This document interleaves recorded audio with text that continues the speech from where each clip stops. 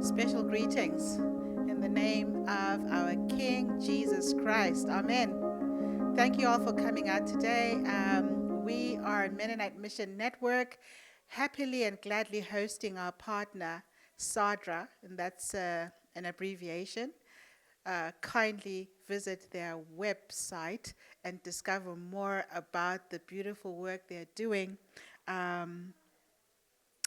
As they pull together multi actors in the work of peace building, which is a broad based work within South Africa. But specifically today, we would like to case study their mediation work in a context that's post apartheid, fraught still with racism and lots of crime. We are seeing SADRA reach out to the community within community context to train and build capacity for local mediation. My name is Siwali, and with me today is our dear brother Oscar Siwali. I am co-regional director of Africa and Europe and have the wonderful opportunity and blessing to be working with partners like you, Sadra. So over to you, Brother Swali. Let us hear the stories, the lessons, the challenges that you are experiencing as you share mediation capacity from nonviolent principles. Thank you. Thank you so much, Siwali, for that introduction, and greetings to everyone here. I'm looking forward to sharing this moment with you. When we do trainings in Cape Town, in fact, in all of South Africa, we usually start, because the podium is always here, and the first thing I usually do is to take the podium and put it in the middle of the room as a sign of us being together in the journey of learning, but also as a place where Jesus would be in the midst of the challenges that society faces today. And so our trainings start with that, and often a lot of church leaders take that as a lesson to refresh their mandate in their communities and to get back into doing what Jesus has called us to do. Today, I am not going to remove this podium here. The consequences would be dire if I do that, so pardon me. In terms of the work that we do as an organization, we talk of a vision that says building a society that embraces nonviolent, peaceful methods of resolving conflict. And that is very much linked to part one here. If you look at Thomas Merton's statement, some of you may have read that quote many times, but that's really the quote that drives our work. If this task of building peace, a peaceful world, is the most important task of our time, it is also the most difficult. It will, in fact, require far more discipline, more sacrifice, more planning, more thought, more cooperation, and more heroism than war ever demanded. And that's basically the premise for the work that we do. And building on that, we do trainings, capacity building, dialogues in the community, and venture a little bit in the area of research. We have not done much there, but it's really essentially about creating a culture of non-violence. We work in schools, and in previous conferences here, I've shared about our work in schools. We work with women, training women as mediators and peace builders. We work with communities, and we work with church leaders. And my focus today is going to be in that area of church leadership work. We do work with elections, and in the last Menocon, I spoke a lot about the work that we do during elections, so I won't go into that today. Peace building, in terms of just a broad understanding of it, is an interesting term, because it speaks of whatever that you're doing, it's in a post-conflict situation. And South Africa is a post-conflict country, and it's very difficult to grasp this because we've never been to war, and yet on a weekly basis, the reports of people that die through violence in the country sometimes surpass, in fact, most of the time, surpass the countries that are at war right now. And so not only are we a post-conflict country, but the violence that continues to happen is far worse than even countries that are at war. And so the work that we do of building the capacity of religious leaders is based on the fact that Christianity is the dominant religion in South Africa. In the 2010 Pew report, they came back with 74%.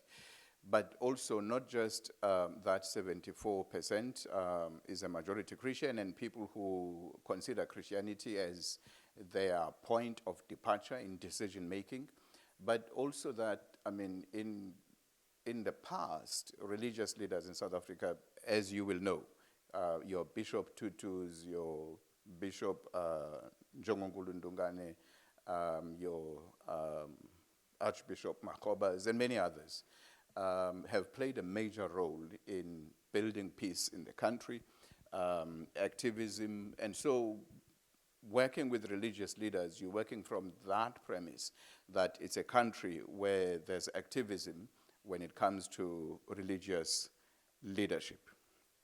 However, in post-apartheid South Africa, it's a little bit different because, I mean, you would have seen by the time Bishop Tutu passed away, he was holding marches alone. He was criticizing government alone. Because there comes a point where once you've gone over the mountain of fighting for the democratic dispensation, then you can't really criticize because, I mean, we're all black, and whilst some may be corrupt than others, but we can't really criticize each other. And that becomes the challenge even today. So part of what we do as an organization is to stay the prophetic voice within the church, so that we go back to being that church that's on the streets, that church that recognizes the work that Christ has called us to do. So that's about the work that we do with religious leaders. And maybe just to highlight that in partnering with the church, in hosting dialogues in the communities and workshops on sexual and gender-based violence issued and femicide. I'm sure some of you know that South Africa is one of the leading countries. I think we are in top 4 or top 3 countries in terms of femicide. And again, leading in unemployment. And so these are issues that are right in front of the church that need to be engaged. And so the idea is to help church leaders to move beyond silence, to move into advocacy as we equip them to speak boldly and to act compassionately and to remember where we come from as a nation. And I think it's the easiest part to do because we are able to remind them who we are as a nation, where we come from, whose shoulders we stand on as a nation, and the fact that even the political parties themselves were often founded by religious leaders for that purpose. And so the themes that we have speak of justice, biblical themes of reconciliation, lament, and renewal. And this whole concept is not just something that comes from us as an organization, but it's something that comes from the broader Christian church in South Africa, especially those that were involved within the struggle against apartheid. And so that's where we are. And this is just an example of church leaders that got into training, and we continue to work with them. And part of this training, we have Nelson Okanya, who came to assist us in South Africa, and that's going to be the last part that I'll talk about, how you can come and help us. And that first picture is religious leaders in the city, and then we talk about religious leaders outside the city of Cape Town. And this picture, it's in Ngobo, and that's a place that Joe will know because he's worked quite a lot in that part of the world. And those are church leaders from that area. In terms of the outcomes, so if you're looking at this whole work that we've done, there's so much that I could share. This is our 12th year in existence, and I could speak until cows come. I don't know if that expression means anything here. But just to highlight, I mean, a female pastor in Ngobo, your part of the world, mediated a village-to-village conflict where boys and men, now this might not mean anything to you, where boys and men have a conflict, not just two boys or two men, but the whole village. If you are a man, you have a conflict with a boy, whether you know him or not.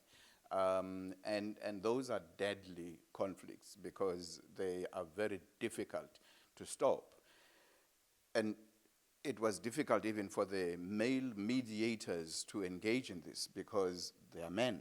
And so by nature, even though they are pastors, they are in one of the sides in this conflict. And so it was one of the female pastors, an elderly woman, who started engaging with the boys because it started with one village. It went to the second village, and it looked like it was going to spread, and it was really dangerous. And so that's how she got involved. And what's fascinating in this is being a female in rural areas, engaging with males who are whose testosterone is at the highest of levels, who are wanting to fight, and bringing the calm in that situation and mediating that situation. I think for me, that's the beautiful tapestry of making peace, building peace, and creating an environment where villages can live in peace. And I shared this story with some government officials, because this is a place where there will be no magistrate, there will be no judge, even the police will be far away. So if ever there was going to be a police intervention, it will be at a level where 10, 20 people would have died already. But because we have church leaders who are trained, who are in that situation, they were able to intervene. And one other situation I wanted to highlight, which is in your hometown in Mthatha, recently, where at the Walter Sisulu University, the students were protesting because of the residences where they live, and the security guards responded with fire. And one of the students was hit, and he passed away.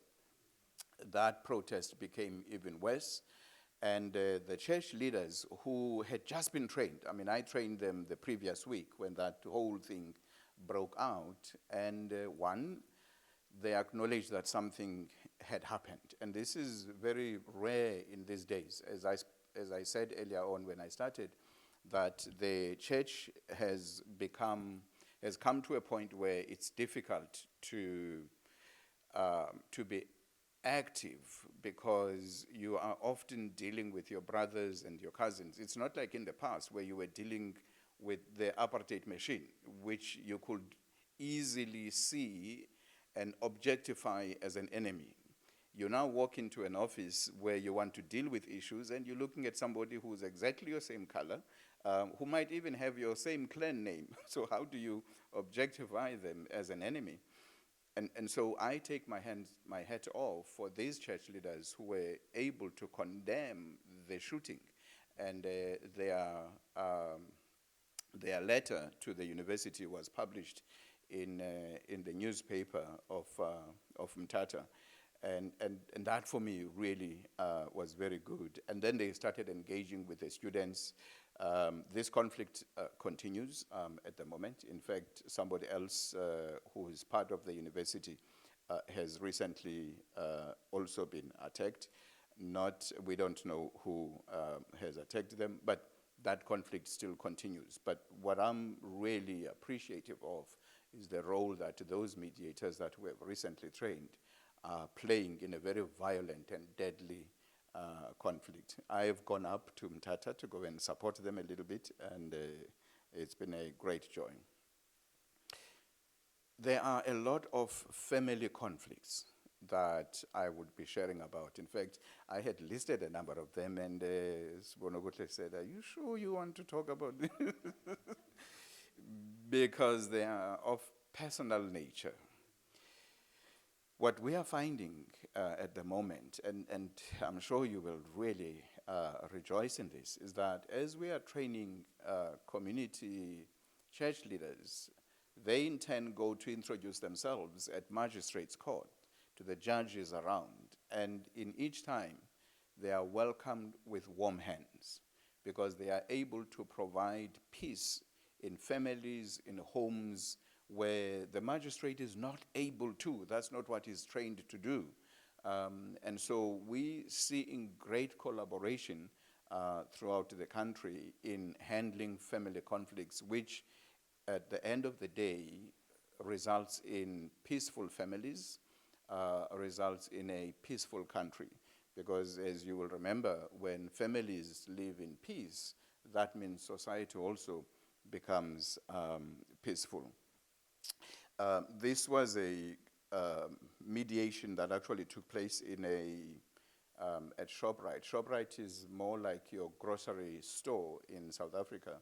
And the place was robbed, and after the robbery, the staff could not trust each other because they felt that the robberies should not have known where the cash is kept in the store.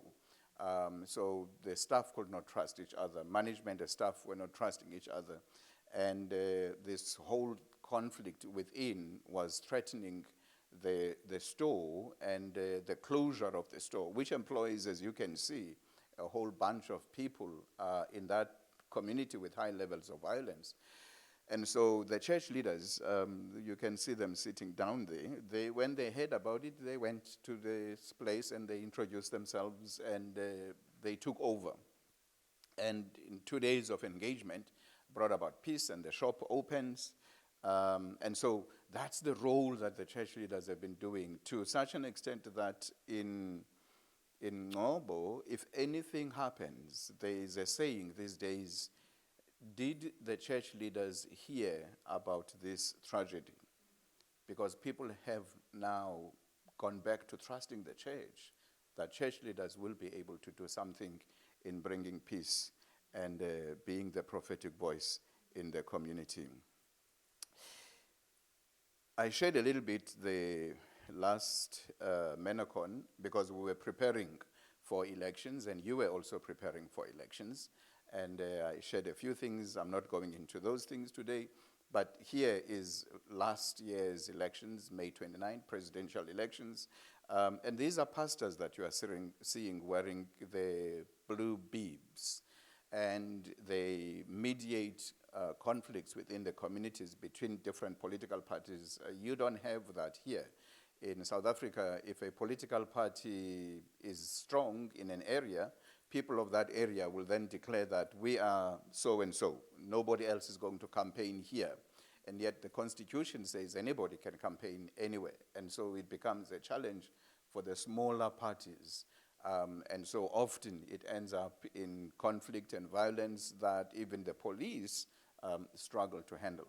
So you have church leaders who are able to handle those. And they didn't know that they can do this until we trained them. And now they are fascinated that they are not just looked at as people who just stand behind the pulpit, but communities know that when there are troubles and challenges, they can rely on the church to bring about peace.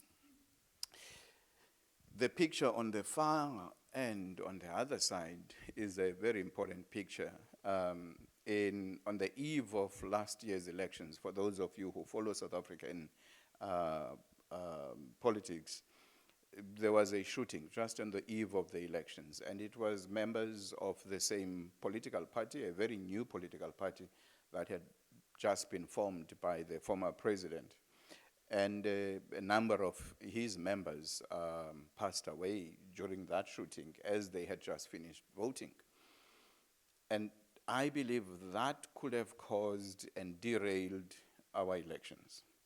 And we made a decision very quickly as SADRA that in all of those families where these people belong, we need to send delegates who will carry the news of peace, so that by the time people who want to talk about revenge and retaliation, by the time they arrive, that the church leaders will be there. This was one of those delegations that went and brought the message of peace in one of the homes. And by the time politicians were arriving, those church leaders were there, and they were the ones who were holding and containing the space so that there could be no uproar in the country. And so we were able to have a peaceful election.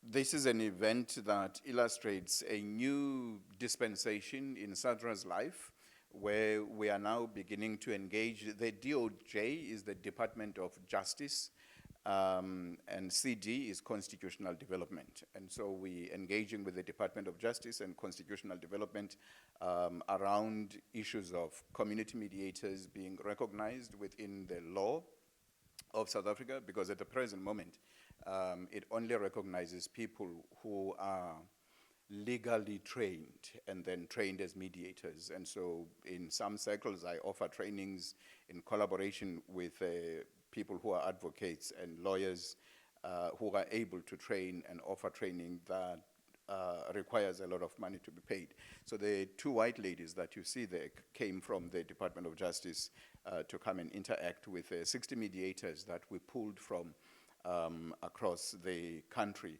to be able to do that. This was one of those gatherings where our sister was in South Africa, and the ladies that you see there, in fact, for some reason, I don't know what happened, those are all ministers, reverends from the Methodist Church of Southern Africa, who are part of the mediators that we have trained. And this was part of the long day that started early in the morning with Siwali at the Department of Justice, and then moved to this event where we met with ambassadors and ministers of government, again, engaging on the issues of the day within the nation. And so the idea is to be able to say, community mediators can also have a recognized certificate by government, to an extent that maybe we can have a recognized home within government. And this is a bit scary because we have been looking at the news, seeing your USIP here in this part of the world and wondering what does it mean to be recognized by government? And what would it mean when there is a change of umpires? And so those are the challenges that we are grappling with at the moment. But we are engaging the Department of Justice. I don't know how this slide came here. It was supposed to be on the other side. But this is just a quick reflection from the chairperson of the Bizana community, which is closer to Durban. After we had trained them, he himself had been asked to be the person who gives counsel to the chief within that area who had visited them. And he felt that that would never have happened had it not been because of the mediations that he had started doing. And secondly, he noted that our arrival and equipping the church in Bizana helped them to be recognized and to be held high in the community and to be able to intervene. I'm probably going to stop around here, where I just want to highlight the the spaces that are available for church leaders in South Africa, I don't know if your country is designed in the same way, but in South Africa, within local government offices, there's a religious desk.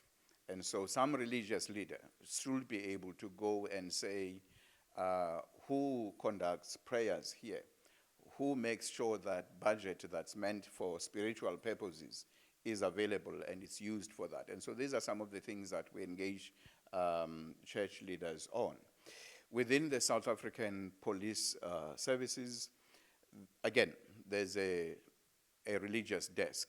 There's a desk called Spiritual Crime Prevention that recruits thousands of church leaders whose role is to support the police.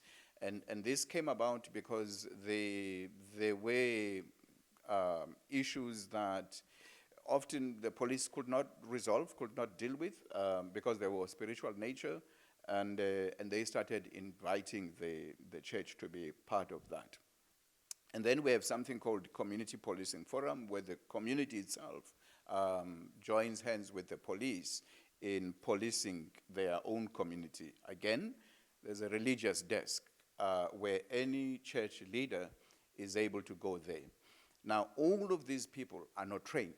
And so we have a great space to be able to say, for you to provide the prophetic voice that is needed within your community, you need to be trained. And so that's the space that we have. Political parties in South Africa mostly have chaplains. I shouldn't say mostly, all of them have chaplains. Again, it's a space for religious leaders. And often the politicians themselves will say to the religious leader, don't get involved in political issues. Remain our spiritual compass within the political party so that we can come to you, we can trust you. When we are fighting within this political party, we all need to be able to rely on you. So it's a huge responsibility that church leaders have, from the largest political party in South Africa to the one that was formed last week. Even as they were forming themselves last week, one of the key things that needed to happen, if you look on their manifesto, is who has been appointed as the leader or as the chaplain within their party. It's just unfortunate that it's a person who is still dealing with sexual related crimes within the courts. But I think they probably ran out of names and they took the fellow, poor political party. But the space is there. Government offices are always open for pastors to be able to interact and work with pastors. And here, I mean, I am fascinated by what church leaders are able to do. In Dukwa, which is, it's that part of the world. Recently, I think because you're not there, Dukwa had become very violent. People being shot at midday in the streets of Dukwa. And one of the church leaders that were trained there organized a march, which was then joined by government. And so that's the thing, that we've gone to a point where even government offices, when they receive a letter from a church leader saying, I'm a mediator, I'm the prophetic voice in this place, I'm the minister in this place, join me so that we stand against this violence. And it was a huge march that they organized. But there are some times where church leaders have to be lone voices. In Cape Town recently, those who have been following the news, there's been a lot of shootings. There's the shootings that are happening now between gangs. There's shootings that happened last month between taxis or minibuses. But within all of this, it also affects the police, especially when the shooting itself is still happening. And they struggle to go out into a community where they don't know, will we be attacked as well or not? And some of our church leaders have been really bold in being able to, in the midst of the sounding gunfire, to put on their regalia, to walk down the street, to claim the street, And in many cases, that has allowed the police to be able to say, we can go in now, because there's a man of God who is doing that. Dialogues that we've held with community leaders and church leaders, just to highlight the issues of violence and to remind the church to stand with those that are sexually abused and those that are experiencing gender-based violence. And as you can see, we've invited the police to be part of that. A number of trainings that we do with women, and I'm just highlighting these quickly. This is some of the plan that we have for the next 7 years. I want to just share with you that we've gone to this point where Siseko, my eldest son, who helps us with the technology stuff, has designed this card so that it's very easy to verify people, because we're having thousands of people now. We've got about 4,000 community mediators at the present moment. And so each person having this card, you scan the card here, and that takes you to our website, and then you're able to see the person and their biography within the website, and which group they were part of when they were trained, and a picture of the group that he was trained with. And so that's just to make sure that there is credibility in the whole process that we are busy with. I won't go into this pathway of change. We can share that at some time when it is necessary. Thank you very much, dear brother.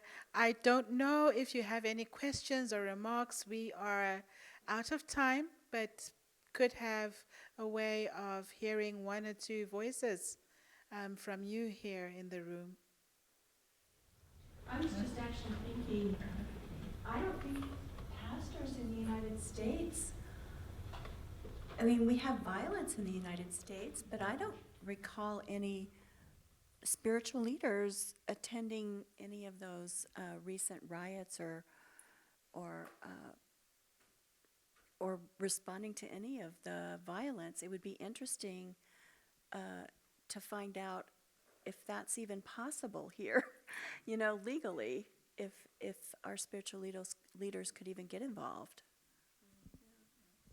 I know we also have the work of Mennonite Action, and perhaps this is one of those wonderful spaces where what Oscar was sharing could also be shared. Yeah? Well, these stories are so powerful and beautiful and hopeful. And as a pastor myself, I find myself, I mean, the comments about not only preaching behind the pulpit, but going out into the community. And so wondering how opportunities for training in these sorts of ways would be available here, or because I so value the work you're doing. Thank you for sharing these very powerful, hopeful stories. Brother Siwali, I hope you got that one. Invitation for training us here. I saw some hands here, did I? No? Okay. Sure. There you go, brother. I was wondering, like in some of the rural areas or the traditional areas where you've done conflict trainings, are there some kind of traditional indigenous modes of peace building that are drawn on to create peace? Yeah, and what that looks like.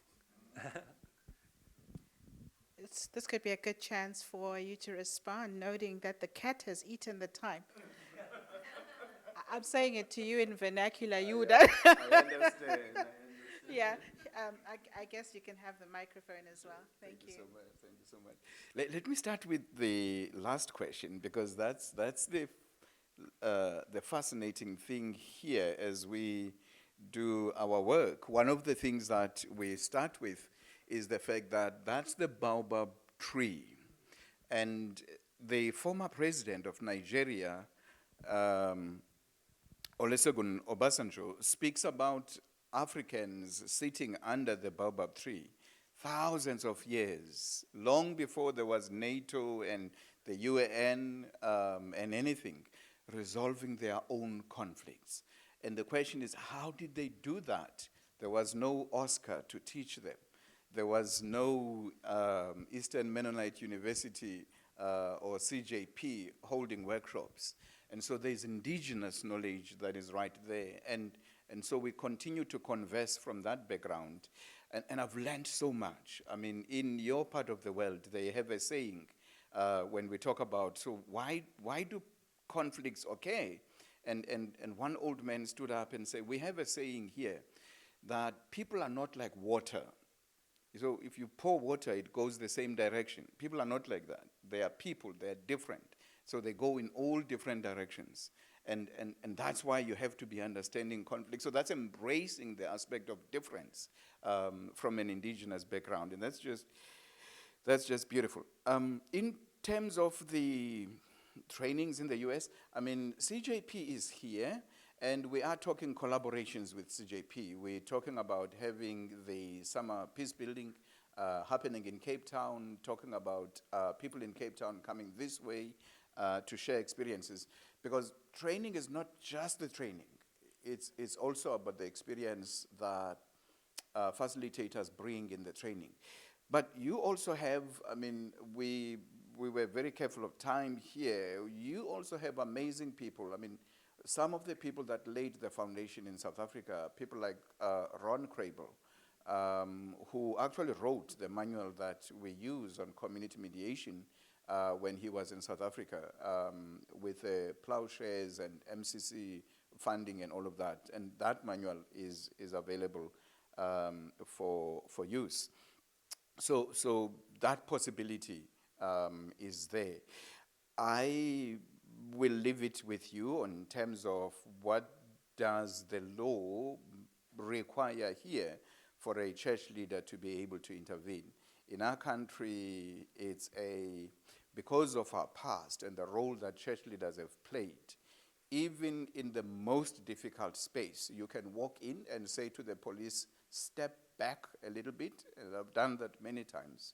Step back a little bit, I'll tell you when to get involved. And they could be having guns drawn up, and there's people holding guns and stones and all of those things, and you just say to them, just step back a little bit, let me just handle this. Who are you? You take out your card, you give to them, the captain or whoever is in charge, and you start engaging the parties, you de-escalate the situation. Once things are de-escalated, you invite the captain, and you say, let's converse about what do we do. Do we take this to the hall? Is there a nearest church around the corner that we can take this conversation to? Boom. So that's fascinating, but it's the lack of the skill in our country, which is the opportunity that we take as an organization to equip the church leader to be able to bring about peace, which takes us back to the beautiful T-shirt that I saw somebody wearing here, Matthew 5:9. Blessed are the peacemakers, and that's our calling. Let me stop there. So as we say our thank you and goodbye, join us in singing the doxology. Praise God from whom all blessings flow. Praise God, all creatures here below. Praise God above the heavenly hosts. Praise Father, Son, and Holy Ghost.